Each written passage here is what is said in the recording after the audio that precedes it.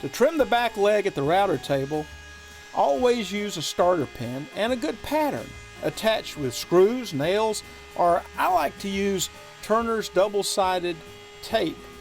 And I use a 2-inch downward spiral router bit by Whiteside with a pilot bearing to trim off that extra little 1/16 of an inch left from the bandsaw cut. You should use a pattern that is at least 1/4 of an inch thick so that the pilot bearing will have something to run against.